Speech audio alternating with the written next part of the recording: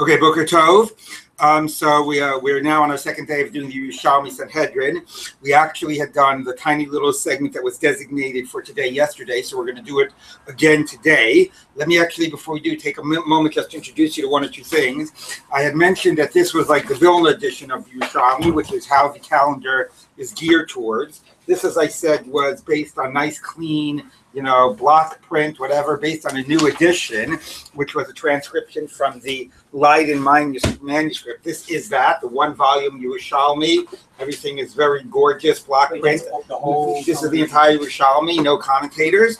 And this is the Venice edition, which is the, I think I'm right, Venice edition, which is the first published edition of Yerushalmi based on the Leiden manuscript. This actually, I mean, it's a more accurate text than the Vilna. The Vilna was a transcription of a transcription. Again, no commentators. And as I said, this is also the entire Yerushalmi. And as I said, there all of references to Yerushalmi, even in other editions, are keyed towards this. So this would be Nun Dalet Amud Aleph Amud Bet, Nun Dalet Amud Gimel, and Amud Dalet. So you have 4 Amudim, but this would be, again, this is a one-volume Yerushalmi. This is the sort of the classic edition of it, or the first edition of it, maybe not the classic, because, what do you call it? Because, people like commentators, especially with Yerushalmi. Anyway, one other point I wanted to make, because we were discussing the Mishnah of the Yerushalmi, and somebody pointed out that in the printed Yerushalmi here, it says, Gzelot v'chovot. Not, you pointed it out. Actually, all the editions of the Mishnah have Chavalot, the Rambam as well, which is based on Ksav Yad Kaufman, which is the best edition of the Mishnah. But actually, people don't know the Yachin and Boaz Mishnayot, which is like a very frum, classic Mishnayot. They have some interesting academic apparatus, and on the side they have a nice Shinu Nuschaot of the Mishnah in that edition. And it does point out that there is one manuscript that has Chovot, but it's clearly an error. But in terms of that, I did want to make one point about the Mishnah of the Yerushalmi, because we had mentioned it. First of all, in a standard printing of the Yerushalmi, what you will have is you have all the Mishnayot of the parak appearing at the beginning, broken up into different halachot, not like our Bavli where you have, there's all the Mishnayot, and then you have, in ours it was the exception in Sanhedrin. They bunched everything together, right? And then they have straight Gemara. But the way it actually works in every parak of the Yerushalmi is the way they printed it was that they printed all the Mishnayot of the parak together, and then they did, halacha by halacha, Gemara by, each Gemara relating to each different Mishnah of the parak. But as I was saying, that was like a printer's choice, how to incorporate the Mishnah and how to print the Mishnah together with the Gemara. Actually, the point that I had meant to mention was that in early editions of the Bavli, because the Gemara is really nothing other than a Perush on the Mishnah. So in early editions of the Bavli, you actually had it looked like this.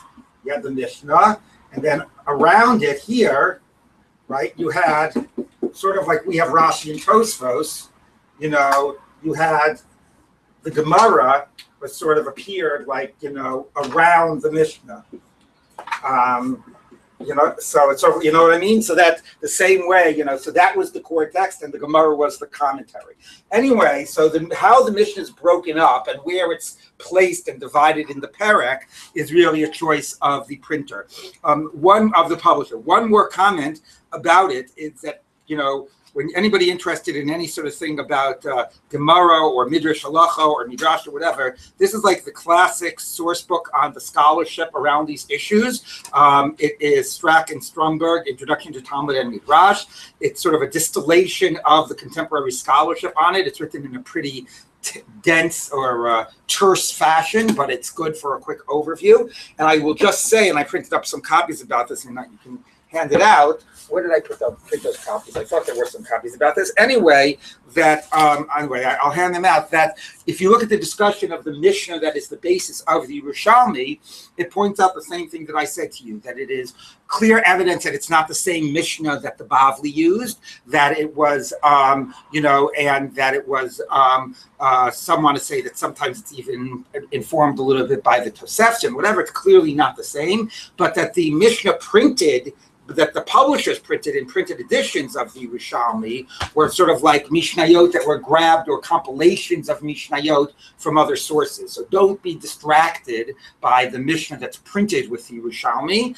That is not the actual Mishnah that the Yerushalmi is working off of. Okay, so with that said, I want to just go ahead and reread 2 lines of the Yerushalmi from what we did yesterday, and then we'll turn to the Bible. Yes, Michael, you have a question. Yes, so then if you're saying typically they have all the Mishnayot together, why over here do they not? What? Why over here do they not? No. This edition puts all the Mishnah together. The Vilna edition makes it look more like the standard Bavli and breaks it up together. We can't figure out what the Mishnayot they had in the Yerushalmi. Well, we can try to sort of what's it called? Interpolate or whatever, or not retrojack, whatever. Anyway, reconstruct it, and scholars do, but we don't have one text of a Mishnah that clearly corresponds to what we can try to, sort of guess was the text of. Because the manuscript that we had. Yeah, I mean, there were different families of Mishnah, and sometimes actually it seems like the Yerushalmi might be more working off of a Tosefta than of the Mishnah directly. So, like, there's interesting scholarship around that. Here, let me just read you the core line. I thought I had made copies of this, where I have to find what I did with them. But let me just read you here one sentence. The Mishnah of the Yerushalmi.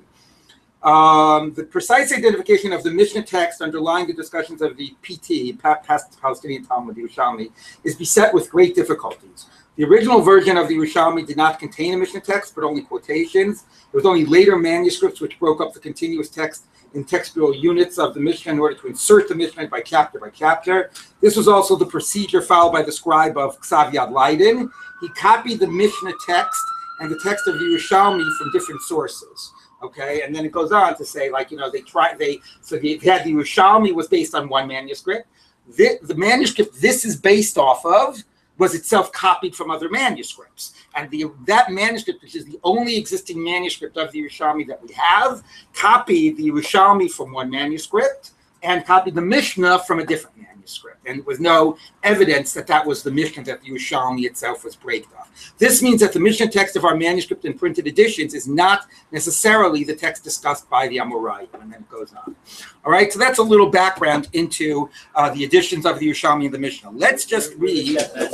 What? Where is that manuscript? The Ksav Yad Leiden in the Leiden, wherever Leiden is. in some library somewhere is the one existing surviving manuscript of the Yerushalmi. All right, so let's take a look. We're going to go back and just read 3 lines of the Yerushalmi because these are the lines that actually do more closely correspond with today, and then we're going to turn to the Bavli. So if you go and you're here looking at the Vilna edition, which, as I said, which will be the one we will use for default purposes, the bottom of Aleph Amud Aleph. See, here we started Aleph. I know. At the bottom of Amud Aleph, you have the following. Okay, we're trying to do with the source of an idea of a basin of 3. So it's Rebbe Omer. So if the line starts with Omer, about 10 lines from the bottom. Rebbe Omer, B'shnayim HaKasav Medaber. When it says Asher Yershiyun Elohim, it's already talking about 2. Maybe it should be like before we said every use of the word Elohim was counting as 1. So you had 3 Elohims, and that was a basin of 3. Why does Rebbe assume the word Elohim means 2? I'm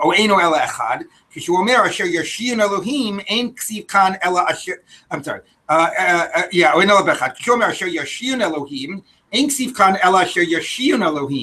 Okay, now what type of an answer is that? So I think I slightly misread this yesterday. I said the extra vav of our Yerushion, but our Yerushion actually is not written with an extra vav. But it seems, this sometimes is, and this is also a little bit of a possible trap that everybody who reads the Yerushalmi has to be on guard about, is to assume to read the Yerushalmi through the lens of the Bavli. The Bavli is a lot more understandable, so it's always a temptation to assume the Yerushalmi is saying what the Bavli is saying, but sometimes it is. And I will tell you that what we will see today, and the point that I missed yesterday, is the point is not some technical point of an extra vav, but Yashi'un is in plural. So even though Elohim means a single God, right, and therefore that might be why we didn't want to read Elohim to mean more than one unit, because Elohim means a single God. Well, he means many. I know, but when it refers to God, we're talking about one God. Okay, so but nevertheless, Rebbe is saying in this context, Elohim means 2, because Yashi'un is in plural. Okay, and therefore that gets us off the bat with 2. Okay, so is he's not counting at all on a vav or not? Just, presumably not. We'll see a little bit about that in the Bavli, but let's bracket that. Why is the printer putting in an extra? Well, it could be. The point is because a response back in the Bavli is, even though it's read Yershi'un, it's written Yershi'an, so therefore it might not be referring to a plural. Okay, but Rabbi is saying it's not a technical point of a vav; it's a point that it refers to Yershi'un in plural. Okay, ain basing shakul, and therefore since you can't have an even number, mosivin alein od echad arei shlosha. That's 3. Now, Rabbi Abo asked, would we say that you need 5? Because again, here's the emphasis. Yarshi'un Elohim, the part of the basin that finds guilty is 2, and then we up it to 3. So if the part that finds guilty is 2/3, wouldn't that then mean that you need a, what do you call it? Wouldn't that mean that you need a basin of 5, so that the section that finds guilty would be 3? And we're going to see in the Bavli that Rabbi Avo is going to ask exactly this according to Rabbi. And that Rabbi might actually be saying that you need a basin of 5. Okay, and Yigamer B'Chav Gimel might mean that if it's a basin of, rather than a basin of 23, maybe you need 23 to find guilty, and maybe you need a basin of 45. So Ashkach Tani Rabbi Chizkiah, and Rabbi Chizkiah actually taught, yeah, that might actually be the halacha according to Rabbi. Haroga pimatim and haroga pi-edim. You kill based on those that tip the basin to find guilty, and you kill based on witnesses. Ma edim shnayim, the same way 2 witnesses find guilty. Af matim shnayim, those that tip the basin to guilt have to be 2. Ein basin shakul, and since there's not an even basin, mosivin alein od echad, you need 1 more, and arei kan chamisha. So again, it's a little unclear how you get from the idea that the tipping is 2, because anyway, that's only by a dinei nefashos, it's only by a capital crime. But what is still clear is the idea that you need 3 on the guilty side. So if you need 3 on the guilty side, you need a basin of 5. So this is a drasha that starts with Yarshi'un Elohim, that not discounting 3 Elohims means a basin of 3, but those that find guilt are 2, and we're going to up from 2 to 3, and therefore the entire basin is 5. Okay, so just keep that in mind, and we are going to see a very parallel text now that we transition over to the Bavli. Because they'll say you start with 3, then if you have 2 of them that say you're guilty, meaning in a monetary case, and only one says you're innocent, right? Then you're done. Yeah, that's a very good point. You can have a Yarshi'un Elohim. The classic Beis Din can have Yarshi'un Elohim. Why do you get Ein Beis Din Shakul when you're not talking about the whole Beis Din, but you're talking about the guilty side? Yeah, you're right. It's not clear how this drasha actually makes that progress. When you get from the even number to the odd numbers, when you're talking, you're absolutely correct, of the entire size of the Beis Din. When you're talking just about the side that finds guilt, it could very easily be an even number against an odd number. Okay, which might be why the second drasha has to say that you need that the guilty side is 2 in addition, but it still doesn't explain how you get to 5. So the drasha remains a little unclear. Okay, so we'll end with that for the Yerushalmi.